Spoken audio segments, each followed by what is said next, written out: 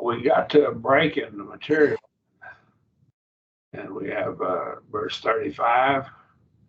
We're pretty close to the end of the book, but we sure couldn't finish it in 2 weeks. There's no way we can do that. So I'll let you decide at the end of the class whether you want to go another week or just end the class tonight. Okay, it's up to you. We'll decide. All right, 1 Corinthians 15:35.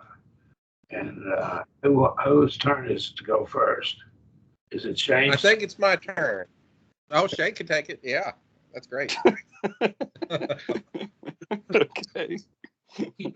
Sure. All erai tis pos egarantai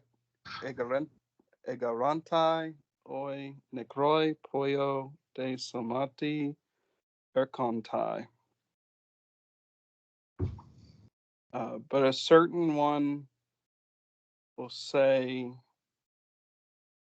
how are the dead ones raised up?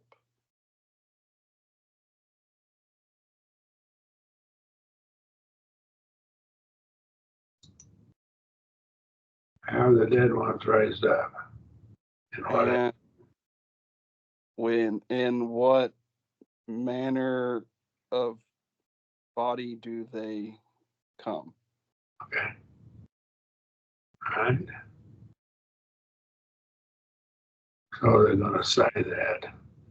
Well, how are they raised and what's their body? Well, let me ask you a logical question. Suppose I can't tell you how they're raised and I can't tell you what kind of body they have. Does that mean they're not raised? It's a logical fallacy. Yeah, it's a logical fallacy.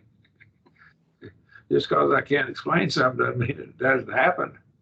I know a lot of people couldn't explain how a diesel engine works, but I guarantee they work. So yeah, that's a fallacy in the reasoning. All right. Any comments there? See now, Is that called Is it ignorant in argumentum ad ignorantium? Yeah. Okay. Yes. Argument from ignorance. Yeah. Argument from ignorance. All right. Allah introduces a contrast with something that's out of a different element. It's a different set.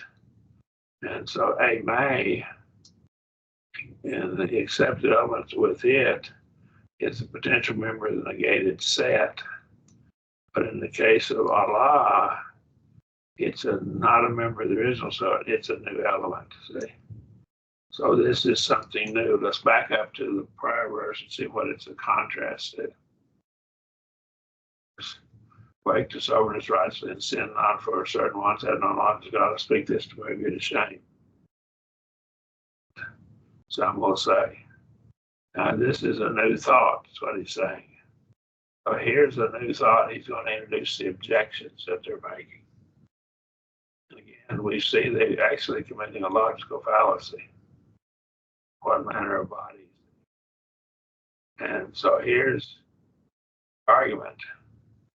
If we can explain how the resurrection occurs, then it's possible for resurrection to occur. Now that's true, isn't it? Would you agree? And then they say we cannot explain how it occurs. Well, so therefore conclusion is not possible. Well, you denied the antecedent. Committed that fallacy. Denying the antecedent. So you're down. And so if we can explain, the second unsound argument is if we can explain how they come with a body, then it's possible for resurrection to occur. All right. And so we cannot explain it, so it's not possible. So again, my argument, my inability to explain something doesn't mean it doesn't happen. Okay. As I pointed out, there's a lot of people couldn't explain how a diesel engine operates, but it works. And they pull trucks and other equipment down the road every day, and big equipment like earth moving equipment and stuff are used for. So my inability to explain how they operate doesn't mean they don't work. Just as simple right there. Any comments there? Not to get too much off topic, but I don't want to ever use a weak argument, or unsound argument. So I shouldn't ask an atheist if you can explain how the origin of the universe occurred with macroevolution, then it's, what I'm saying, they can't explain it, right? So we shouldn't use that argument, right, with them. It doesn't prove that they're wrong. That my oriented macroevolution can occur if they can't explain it. But they need to quit being so confident about evolution occurring, macroevolution occurring, when they can't explain it. Mm-hmm. Need to be very careful about that. That's part of their problem. They're just so arrogant about it. They'll say, well, it's occurred. It's been proven. Well, you don't even know how it occurs. We're taking right here the word of the scripture. See, that's our basis for it, and for what we're getting here. And so that's in a different realm because we've already accepted scripture as being authoritative. Mm-hmm. Again, it doesn't disprove their position, but it shows that they're wrong to be so arrogant about affirming that it's true. Okay. I translated verse 35, but a certain one will say, how are the dead raised? And with what manner of body do they come? So I put those as questions, put in quotation marks. Okay. Any question? Yeah. What's the footnote for a certain one? It says 605. Is that man or But someone. but someone? Okay. I put that in the masculine since it was nominative masculine singular, but I guess it doesn't have to be indicated in the text. Yeah. It's probably, and the King James notice puts man in italics, some man or someone. The King American Standard goes I think it's pointing out someone prominent. I think there's somebody's making this argument in Corinth. There's some leader, somebody that's making himself prominent in the church somehow.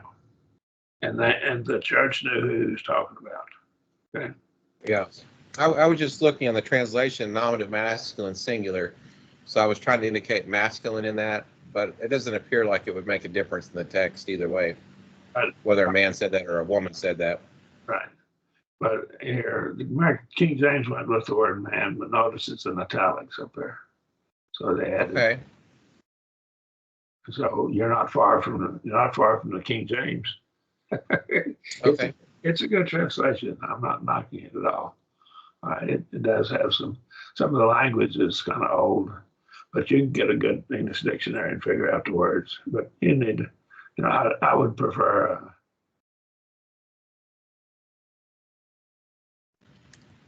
But I'm stuck on the American Standard, and as old as I am, I'm not going to change. Okay, I'm going to stay with it.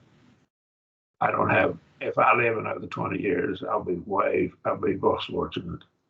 So I'm not going to change what I've been doing for 50 years. Okay, and it's not wrong. So if it were wrong, I'd change it. But if it's not wrong, I'm not going to change it. That's my thinking. That's good. Yeah, no, it's a good explanation. Oh, it's a good translation. Get yourself a good modern translation and go with it. Okay, go ahead, Chris. I'm sorry. No, I was just saying it just makes it clear. It doesn't really matter. I was just inserting the man from the translation of it was masculine, but you could have feminine words and masculine words and not necessarily come across in the text that it's important whether that word is masculine or feminine. Well, the language goes with the masculine normally. So it leans toward the masculine. Okay. I don't think God is masculine or feminine. I don't think there is a masculine, feminine in deity. There's no feminine God. Okay. But the term masculine is always used for God.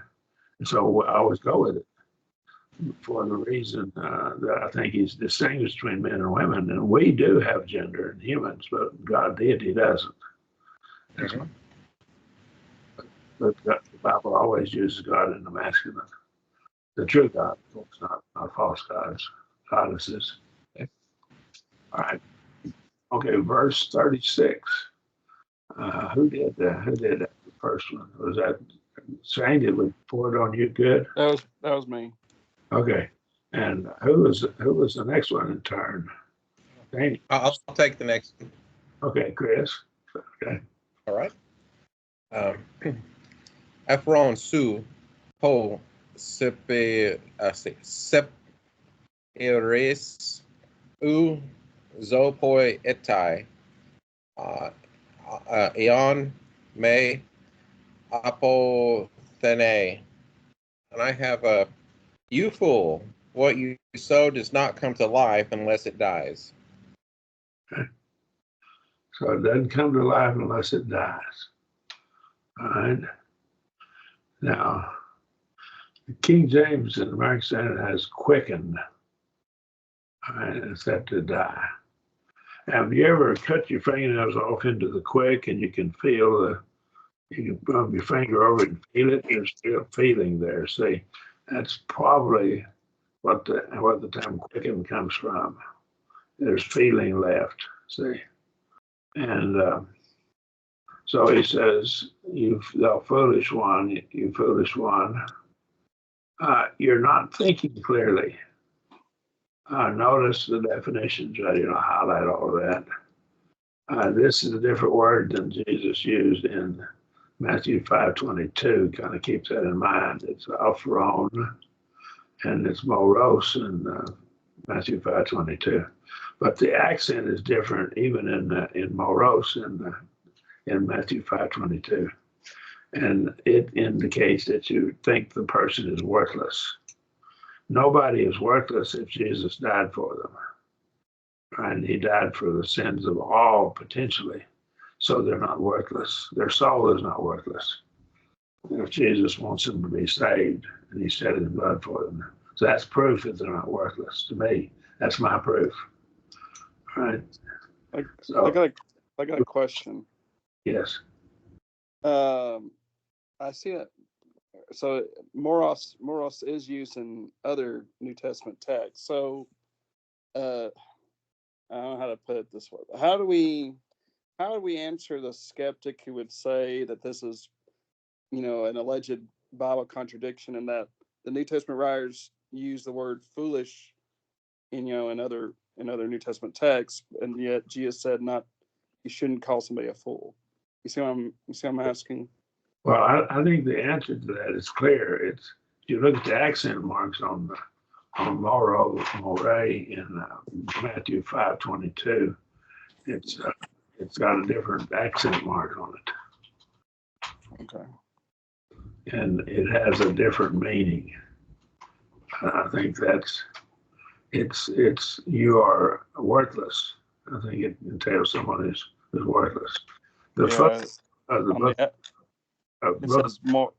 I was gonna say it says Moray, and on the epsilon there's that accent mark. Yeah.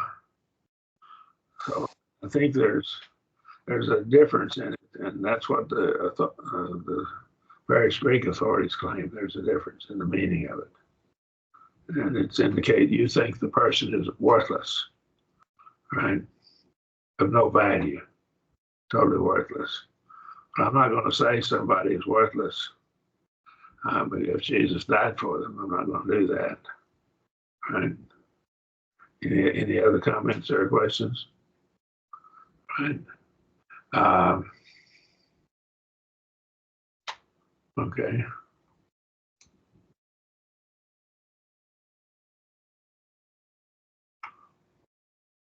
You know what?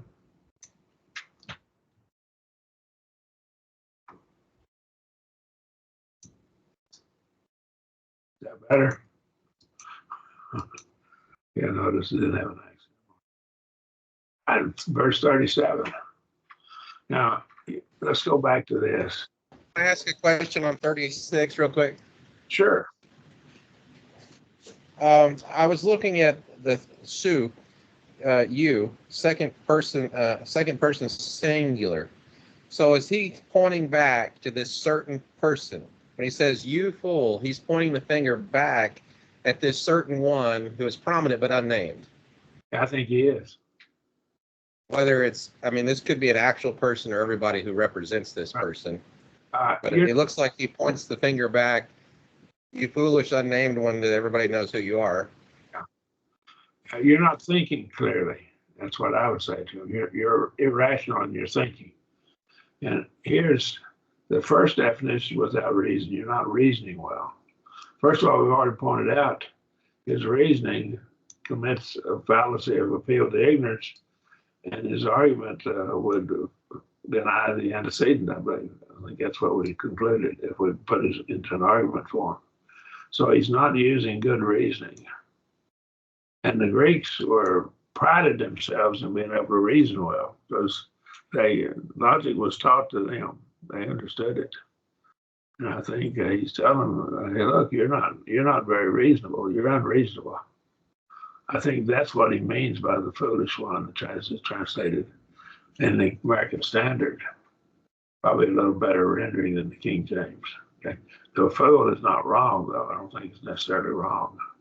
But it is a different word than Matthew 5. And notice it's off wrong right here. Yeah, I think he's talking to that same one.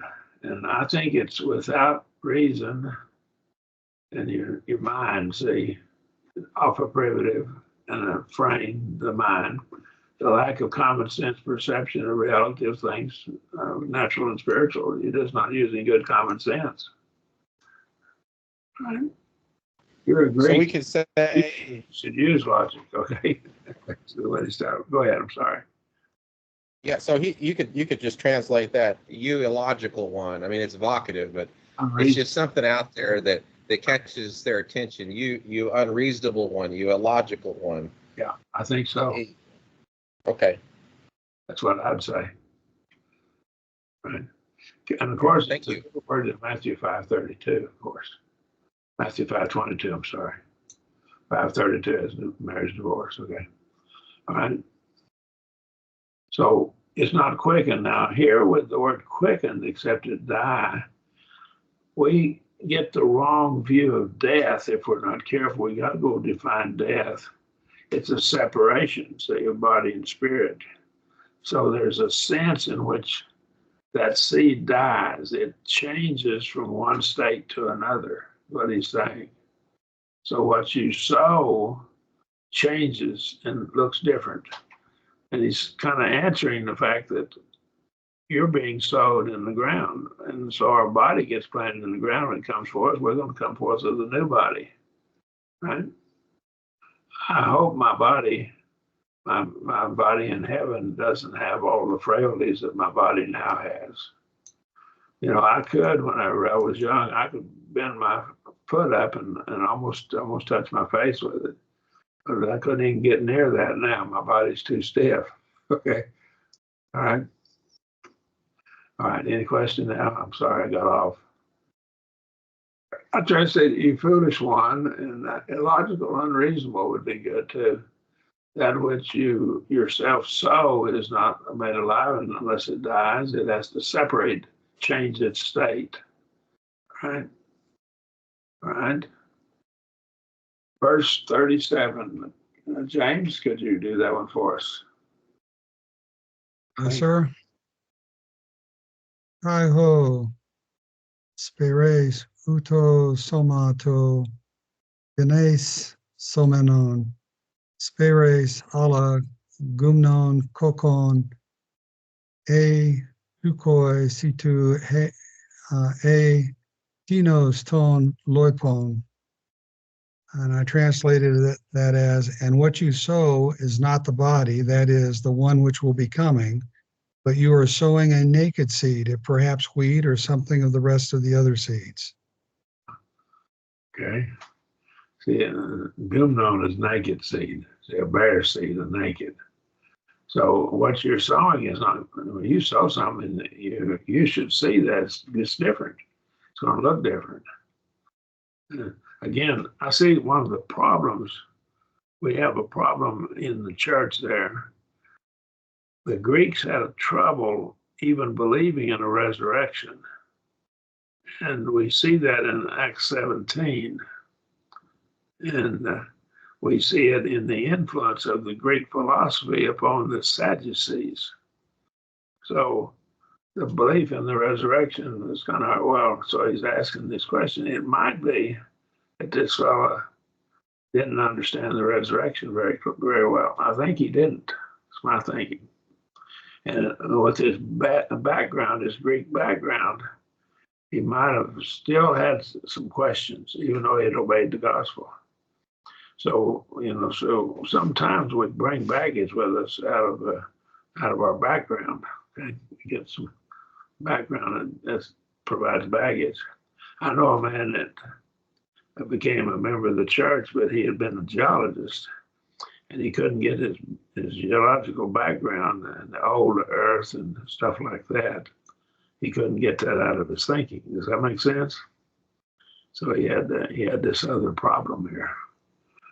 And this may be part of the problem they have here. So that which you sow the body that shall be. So Paul is using an illustration from planting seed. It's going to be different when it comes forth. It doesn't look the same. So he's going to show here that the spiritual body wouldn't look like our physical body. It's going to be different. And I think he's laying it's a teaching tool this here. He's just showing. Now notice Allah again, that's a new contrast. See, it's a different category, but it's a bare grain. It may chance, that naked grain may chance, if perhaps it may hit upon, like you throw a javelin or an arrow, shoot it. So you hit the target. And so it's optative case. Optative case is a wish. You're wishing to hit the target, say, and of wheat, say, it may chance of wheat, and he says, or of some other kind. So when you sow a seed, it doesn't look like what you planted. And so he says, wheat will come forth, some other kind will come forth, and each one will get its own back. The seed was planted will come out looking different, right? So a different kind, right? To the next date. Back to Shane, I guess, if you would, Shane. Okay. Hode theos auto didosin soma kathos ethelesin kai egasto ton spermaton to idion soma. But God himself gives a body, God himself gives it a body just as it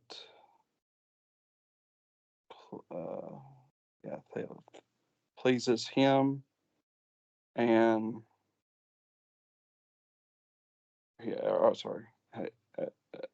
as it has pleased him, and to Ekostos is each seed his own body. You see, it's from idios. It's his own. It's its own body, and it's peculiar to that seed. So each seed comes out different. So you plant wheat, and it comes out wheat. You plant, and so whatever you plant, it doesn't look like what you planted. I tell you, I've planted wheat seed, and it sure doesn't look like the plant that comes forth. That stalk comes out, it doesn't even look like that wheat seed that put in the ground. But I know it's wheat. I planted it, planted corn and other stuff too. So, but God gives, he gives a body even as it pleased him, as he's determined or he purposed. So he he decided what that body was going to be. And the body is not placed upon a whim. God thought the matter out before forming each seed. And he does the same thing with our bodies too, our spiritual body. It'll suit God and it'll do what God wants it to do. So I'm trusting God that whatever body he gives me is going to be the best. It's going to be suitable for what my role is in heaven. If man is greater than a plant, and God gave each plant both a seed and a body that suits his will, and God gives man a seed and a body that suits his will. A fortiori, God is greater than a plant, man is, and God gave each plant both a seed and a body, suits him well, so God gives to man a seed and a body suits him well. So God decides what my body is going to be. And whenever he gives it to me, it's going to be, I trust God that it'll be suitable to accomplish what God wants me to do. And it'll be suitable for me, and I'll be happy with it. Right? Any questions? All right, verse 39. Okay, maybe we can get a few more verses finished before the end tonight, okay? Verse 39, I've forgotten, is it? It's my turn. All right, Chris? All right. U pasa sarx he ate, sarx Allah, ale, min sarx, anthropon, Allah de sarx, katenon, Allah de extun, Allah de patenon. I have all flesh is not the same flesh. There is one kind of flesh of men, also another flesh of beasts, but also another of fish, and another of birds. Okay. All flesh is not the same. All right. Okay. But I don't have a biological background. I've had my claim to fame in biology is I took one graduate course in Common Trees of Oklahoma. That's a botany course. I had to take a botany course in biology, and so I said, I'm going to take that course just so I can know about the trees in Oklahoma. So that's my only graduate course in biology. So I don't know much about the flesh of animals and birds and fish, but I've been told that they can tell the difference in the flesh with tests. And they can say, this is a fish, this is a bird, this is a cow, or whatever. And I believe that to be the case, and they could do that even before they discovered DNA. So there was a test to tell what the flesh are different. So, see, all flesh is not the same, but see, notice the contrast. This is a new separate category now. It's completely different. So it's not the same flesh, but you see, indeed, each is different. And it's allos, not heteros, not of different nature. So it's all the same nature, but it's still different. So it's the same flesh. And so there's one flesh of men, humans, not man versus woman. Another flesh of the beast, and another flesh of the fish. There's your fish. Now I'm going to digress this, but an Omicron sigma here, and you have ichthus, and just a sigma. I'm sorry, ichthus, and in early church, in order to have some kind of a sign up to tell the brethren where they could secretly meet to worship, they put the sign of the fish up. And that was abbreviation for Iota, Jesus, that's Jesus, Christos, that's the Christ, Theou, God, Huios, Son, then sigma soter, Savior. Jesus Christ, the Son of God and Savior. Okay, so they use that as a shortcut, and they put a fish up and tell where you could go. And so the brethren use that, I'm told, to mark the places where they met to worship secretly. Okay, any question? So we have all these different kinds of flesh, and they're different. And you can tell the difference. There's tests to tell the difference between them without looking at DNA even. And of course, the Bible knew that all along. And so, but the point here is each animal began with a seed, the sperm and the egg, and has a body suited to its place in order of things. So do we in the resurrection. That's the point he's making. So you should have been looked at nature and seen that. Each one's different. Right? I think they were saying, just how in the world can you have that body? What's this spiritual body like? And again, I can see people asking that, well, what's the spirit like? Well, I don't know that I can tell you. I can tell you some things the spirit is not. It's not flesh and blood. It's not physical. So it's different than what we know of, anything we know of. Do one more. Well, we got time. It's 7:58. We got a few. Incidentally, Yes. the word that's translated for animals there, when I looked into it a little bit, it appeared to be more directed toward not all animals, but those that were domesticated. The cattle, the sheep, the horses you ride, the camels, Yeah. things like that. Yeah.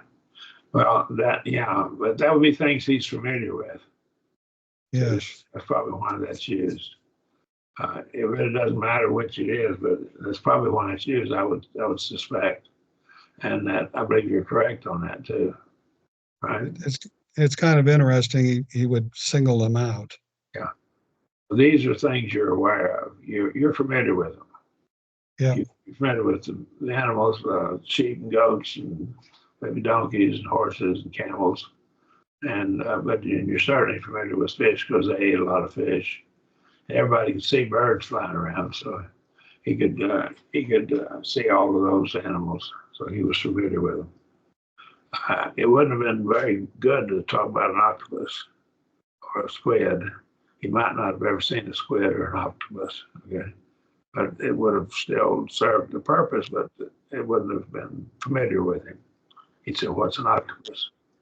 Okay, I'm an octagon or an octopus. Oh, an octogenarian. That means 80. Okay, that's my age. Okay.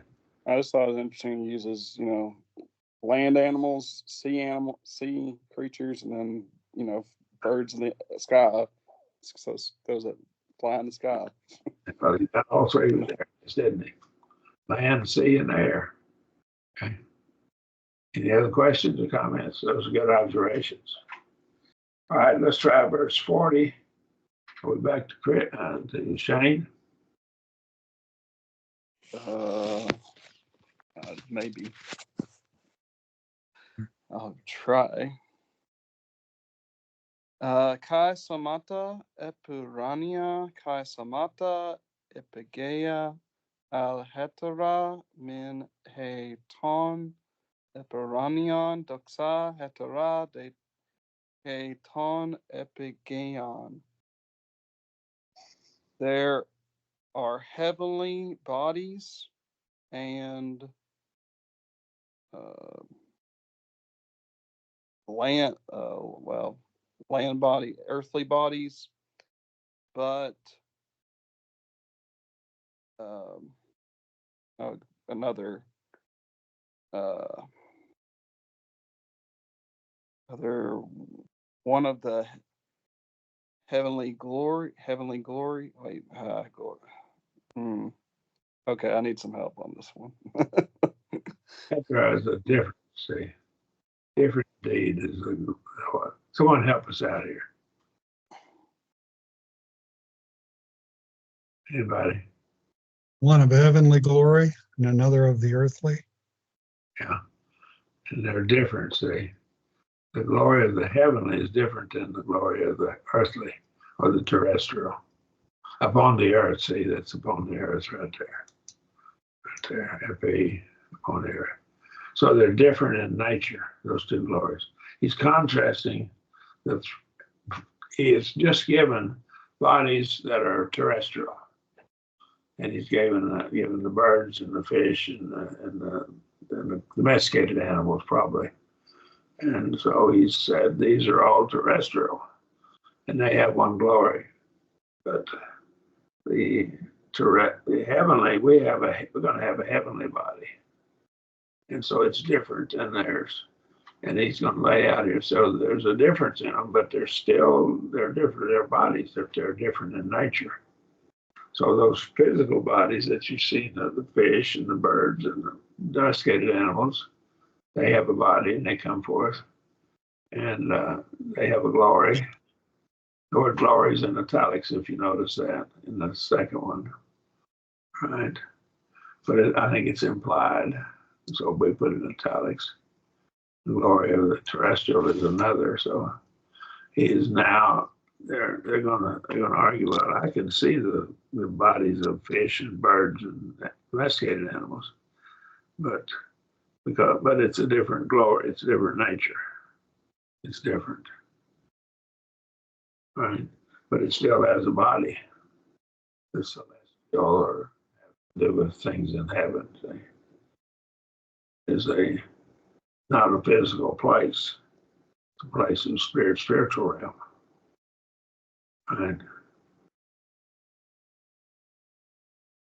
Each body and stars and planets has a different function.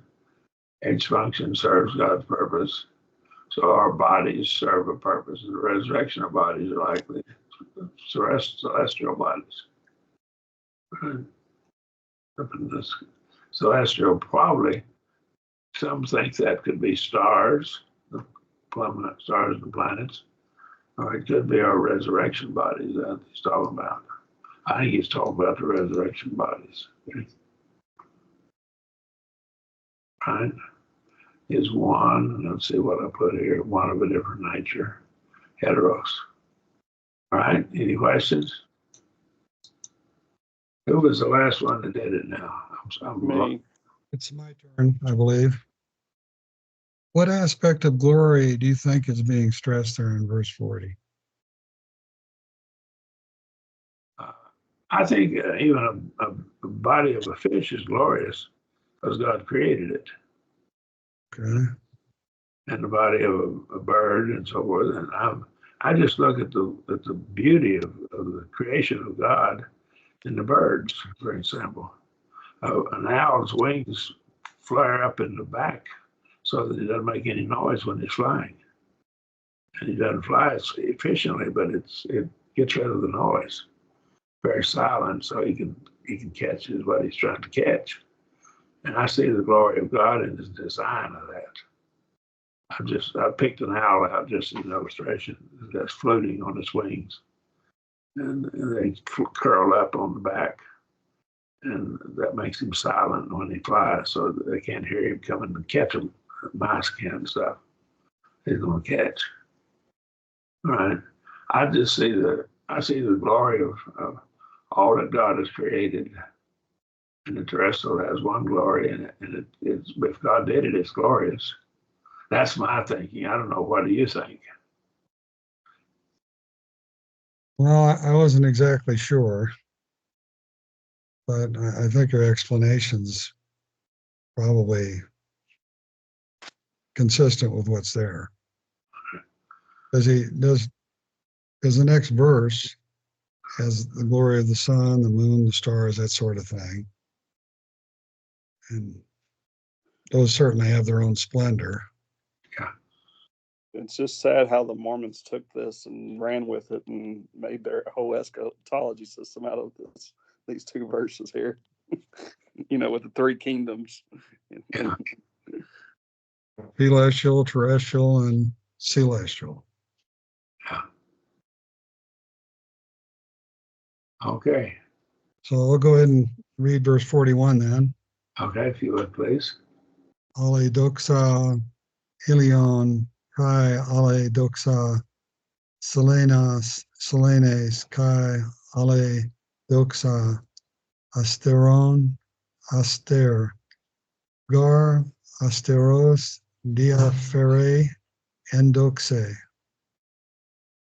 And I translated that as another glory of the sun, and another glory of the moon, another glory of the stars, for a star of stars differs in glory.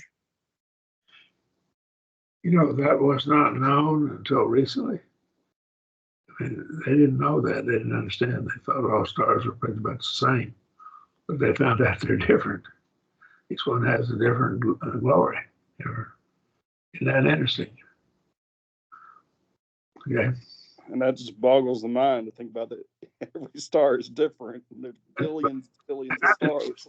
How did Paul know that 2,000 years ago? You know, back then, you know, they thought they had counted the stars and they figured there were around 800 stars in the sky. Yeah, if you count them with your naked eye, you get about less than 1,000. Mm-hmm. And so what you run into is, but the Bible doesn't say that. It says, you know, like the stars of the sky, innumerable.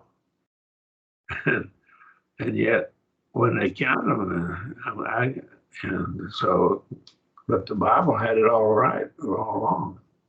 You get a telescope, you just see more and more of them. All right, I'm sorry, I got off a bit. I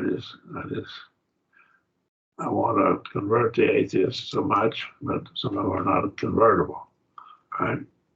But I'm not going to decide they're not. I'll just try to deal with them as I see them. So each one has its own glory, right? Its own brightness. And the glory of the stars.